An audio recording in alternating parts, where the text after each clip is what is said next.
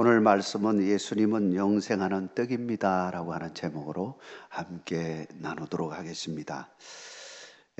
요한복음은 예수님이 누구십니까 하는 물음을 던지면서 서술되어지는 책이라고 말할 수 있습니다.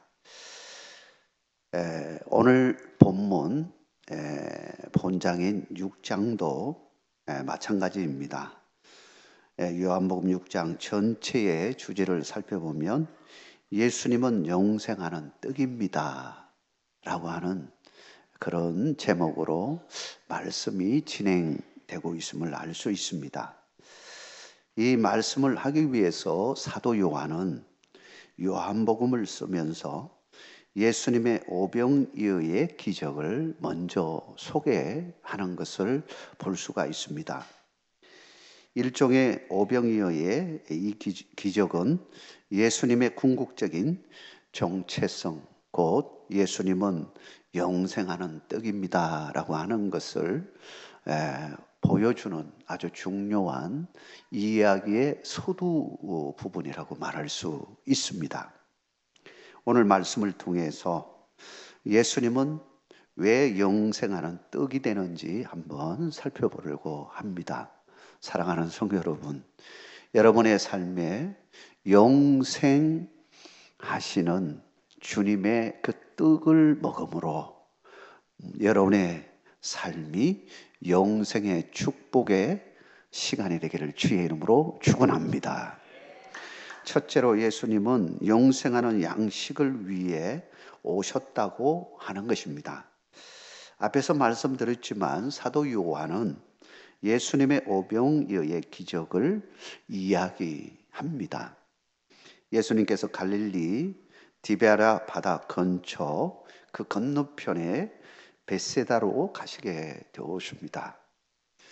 그때 당시에 예수님이 얼마나 가는 곳마다 병을 고치고 그의 말씀이 얼마나 강하게 나타났는지 많은 제자들과 그리고 백성들이 예수님을 따라다니게 되었습니다. 마찬가지로 이 벳사다 이 근처에 왔을 때도 수많은 사람들이 모여들게 되었습니다. 거기서 예수님께서 말씀을 전거하게 되었습니다. 이 언덕바지에 이렇게 되어 있는 곳에 아이들을 비롯해서 수많은 사람들이 앉아 있는 가운데 예수님께서 말씀을 전하게 되었죠.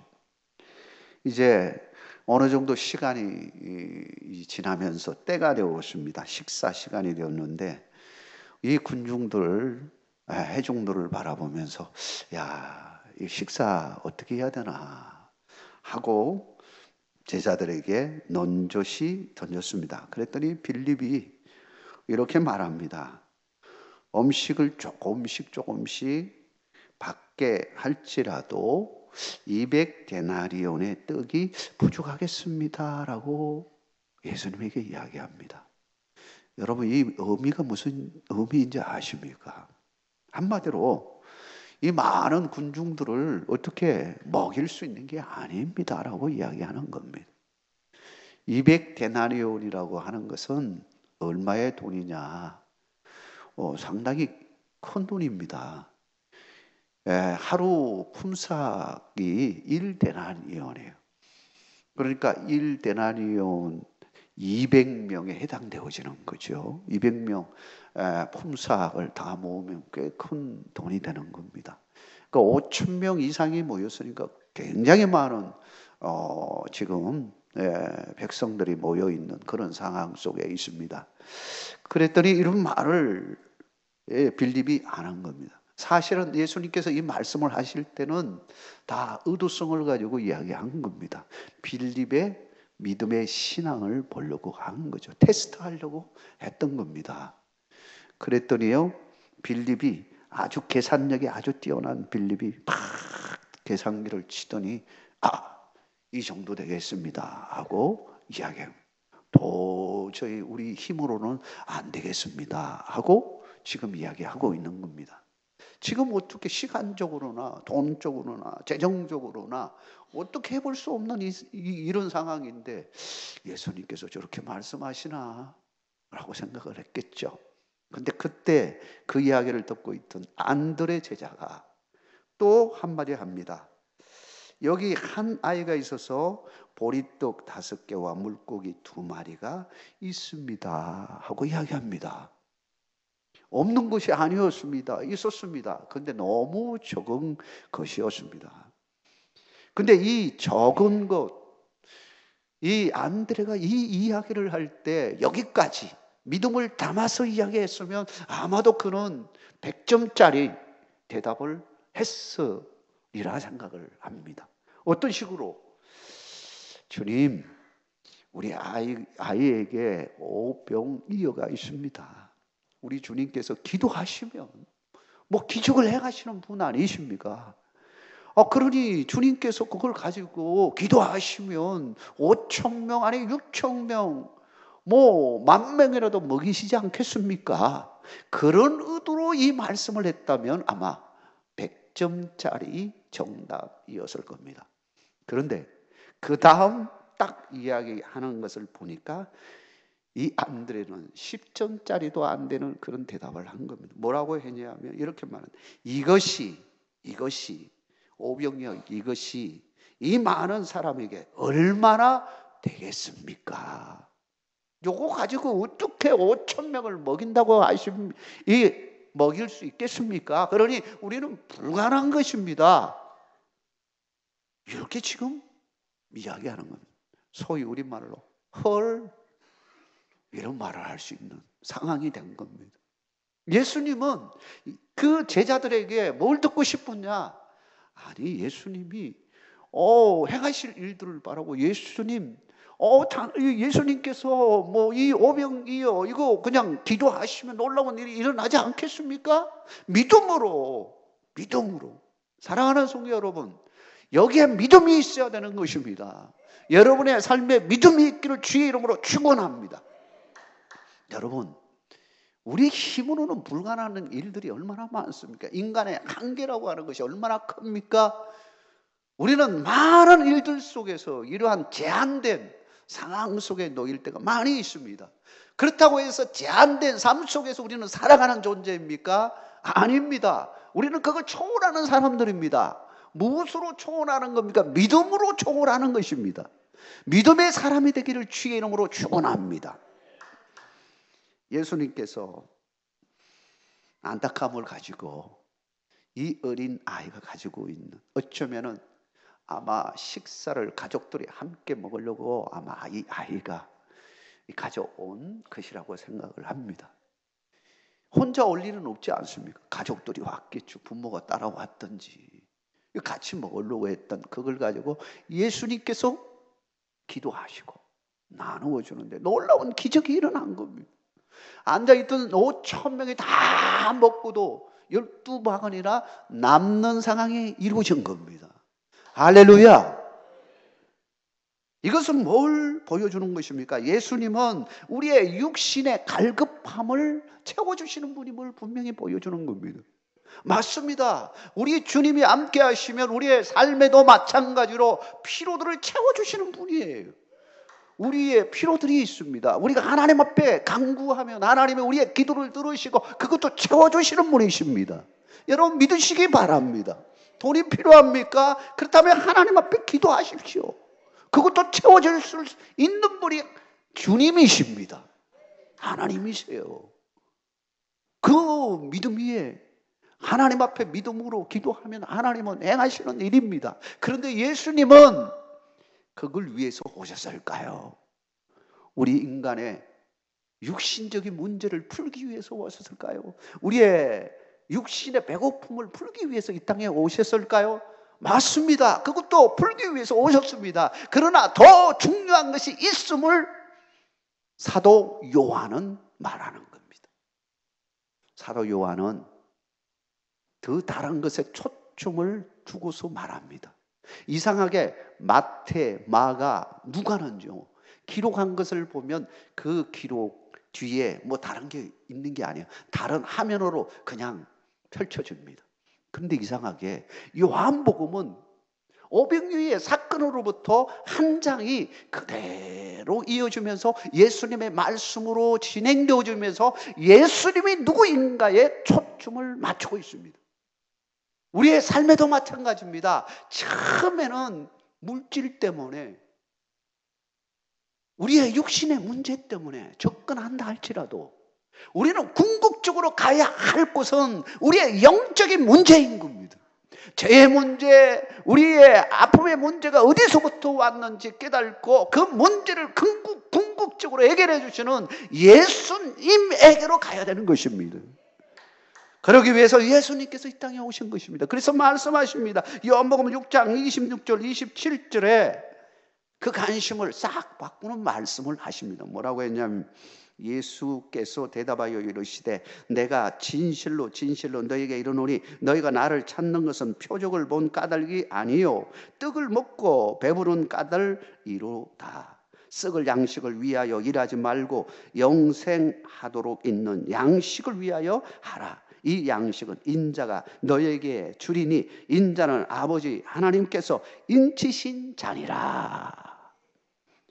우리 주님은 제자들, 아니 지금 앉아 있고 있는 오병이어의 기적을 맛보고 있는 모든 사람들 다 마찬가지죠.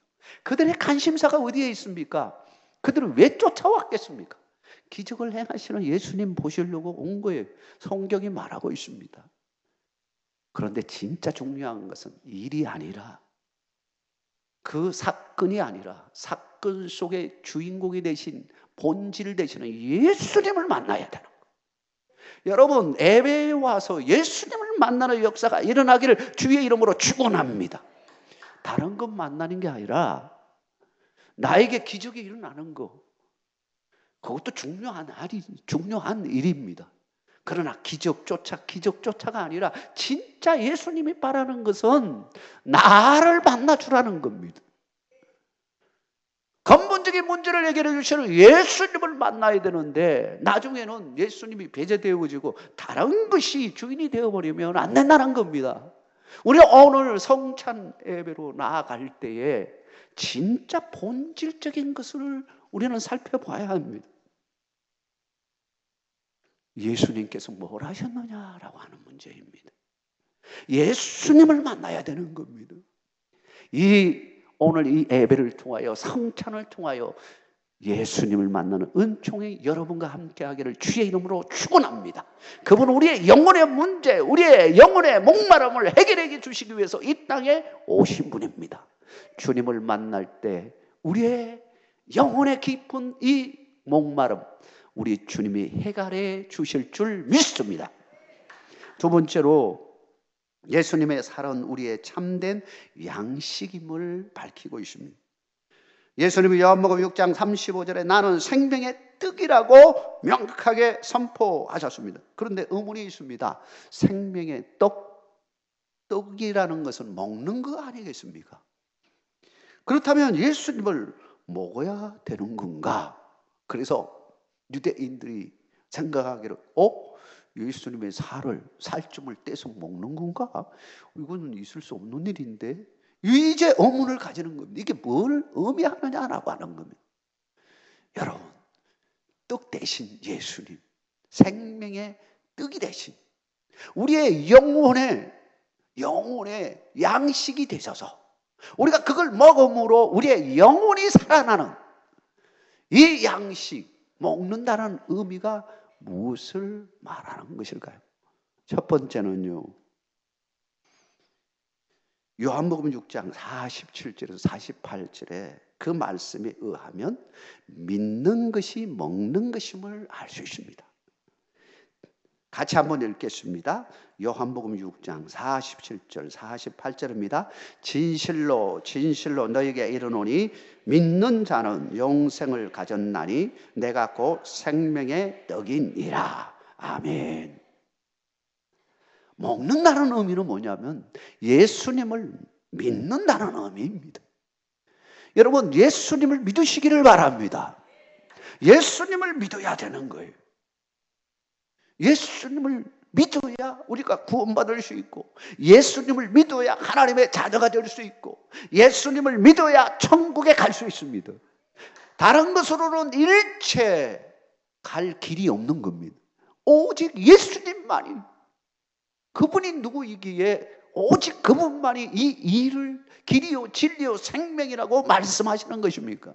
그분은 죄가 없으신 하나님의 아들이라고 하는 겁니다. 그럼에도 불구하고 그는 그 높은 자리에서 이 땅에 낮은 자리로 왜 오셨습니까? 우리 죄 때문에 오신 겁니다. 나의 죄 때문에 오신 것입니다. 나의 죄를 짊어지시고 그는 십자가에 죽으셨습니다. 그리고는 3일 만에 부활하셨습니다. 그러므로 우리의 영원한 구원자가 되심을 확실하게 보여주신 것입니다. 사람들은 얼마든지 다른 사람의 죄를 위해서 죽을 수는 있습니다. 그렇지 않습니까? 지금도 알게 모르게 자기가 지었지도 않은 죄 때문에 죽어가는 사람들도 수없이 있습니다. 또 어떤 사람들은 너 죄 내가 짊어지고 죽겠다 하고 희생적으로 죽는 사람도 있습니다. 그런다고 해서 그 죄 문제가 해결되어지는 것일까요? 왜냐하면 죽음으로 끝나버리면, 사람은 죽음으로 끝나버리면 그거 알 수 없는 거 아니겠어요? 근데 예수님은 너희들의 모든 죄를 짊어지고 내가 죽는다고 말씀하시고 죽고 나서 부활하심으로 우리의 진정한 구원자가 되시는 것을 확실하게 보여주신 것입니다. 그냥 흉내만 낸 것이 아닙니다. 똑 사람같이 그냥 죽음으로 끝나는 것으로 끝난 것이 아닙니다. 확실하게 그분은 우리의 죄를 위하여 짊어지시고 죽으셨지만 부활하심으로 진정한 우리의 메시아가 되심을 보여주신 것입니다. 여러분, 그런 은혜가 여러분과 함께하기를 주의 이름으로 축원합니다. 그 예수님을 믿는 것을 말하고 있는 것, 먹는다는 것은 예수님을 믿는 것을 말하는 겁니다. 예수님을 먹음으로, 예수님을 믿음으로 우리는 그분의 생명을 가지게 되어진 겁니다. 그래서 요한복음 3장 16절에 하나님이 세상을 이처럼 사랑하사 독생자를 주셨으니 이는 그를 믿는 자마다 멸망하지 않고 영생을 얻게 하려 하심이라. 영생을 주셨다는 거예요. 예수님을 믿음으로 이와 같은 축복을 얻게 되었습니다. 믿음으로 예수님을 붙들고 사시기를 주의 이름으로 축원합니다. 우리가 오늘 성만찬에서 떡을 나누게 되온 그 떡의 의미가 무엇입니까? 주님의 몸을 의미합니다.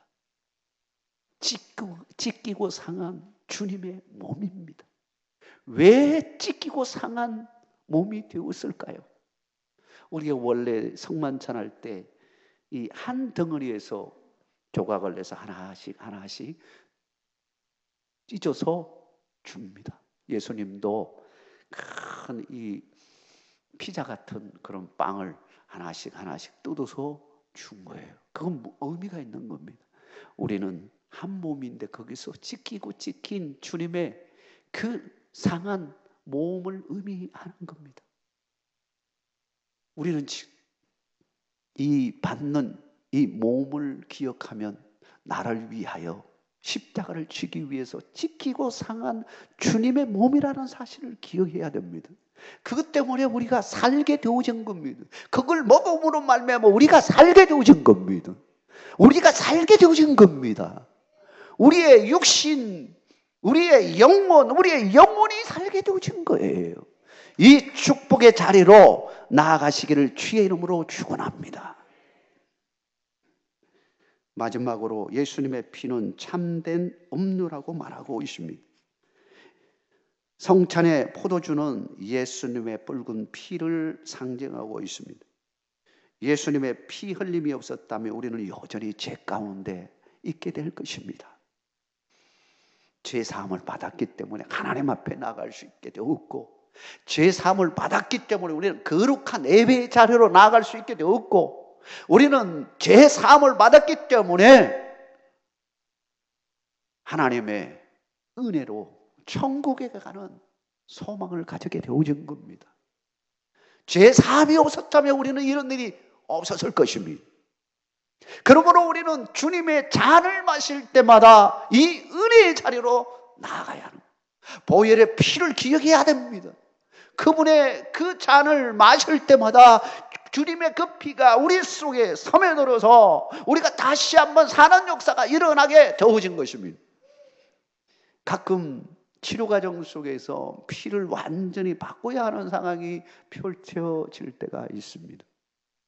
피가 생명이지 않습니까? 그 피를 다 빼내고 다른 것으로, 다른 사람의 것이나 아니면 다른 것으로 이 다른 피로 새롭게 채우는 그런 과정을 가지게 되어집니다. 그러면 그것이 들어와서 다시 세팅이 되지 않습니까? 그와 같이 우리도 예수 그리스도의 보혈의 피가 들어와서 이 피는 모든 몸으로 다 전달되어지는 겁니다. 완전히 새롭게 하는 의미가 있는 겁니다. 예수님을 믿음으로 말미암아 이제 죄 가운데 살았던 우리가 이제는 새로운 사람이 되어지는 것입니다. 어느 정도로 새 사람이 되었냐? 완전히 예수님과 하나가 되어지는 은혜의 자리로 나가게 되어진 겁니다. 우리는 주님과 완전히 하벨이 되어지고 하나가 되어지고 연합되어 있음을 믿으시기를 바랍니다. 본문의 56절에 보니까 이렇게 말합니다. 내 살을 먹고 내 피를 마시는 자는 내 안에 거하고 나도 그의 안에 거하나니. 주님 안에 완전히 하나가 되고 있는 겁니다. 우리는 하나 되어서 살아가고 있습니다. 그러므로 우리는 성령의 충만한 은혜 가운데 날마다 나아갈 뿐만 아니라 주님의 은혜로 이끄심을 받고 주님의 은혜로 살아가는 존재입니다. 주님이 나와 함께 하시기에 많은 유혹과 어려움이 온다 할지라도 그걸 방어하고 이겨낼 수가 있는 겁니다. 주님의 은혜로 살아가는 존재입니다. 그런데 우리가 죄를 지은다면 어떻게 될까요? 다시 주님을 십자가에 못 박히게 하는 일이 일어나는 겁니다. 우리 주님이 얼마나 통곡할까요? 성령님은 우리를 위하여 얼마나 탄식하며 기도하겠습니까? 갈라디아서 2장 20절에 바울은 이렇게 고백합니다. 내가 그리스도와 함께 십자가에 못 박혔나니 그런즉 이제는 내가 사는 것이 아니요 오직 내 안에 그리스도께서 사시는 것이라. 이제 내가 육체 가운데 사는 것은 나를 사랑하사 나를 위하여 자기 자신을 버리신 하나님의 아들을 믿는 믿음 안에서 사는 것이라. 여러분, 이 바울의 고백이 여러분의 고백이 되기를 주의 이름으로 축복합니다. 우리는 이제 주님과 함께 살아가는 존재입니다. 아니, 주님 안에 살아가는 존재입니다. 이것을 떠나서 주님을 멀리 하게 되어지면 우리는 이 땅에서 또 넘어지게 되어지는 겁니다. 절대로 우리는 주님 안에서 살아가는 존재가 되어야 합니다. 이 은혜가 여러분과 함께 하기를 주의 이름으로 축복합니다.